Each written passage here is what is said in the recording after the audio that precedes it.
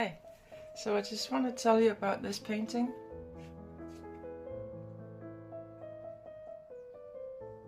It's from when I went to the UK on a big ferry boat across the water from Denmark to the UK. First time when I was 19 years old and went over to England to find work, to find a place to stay. I had my bags, my suitcase, and I was going.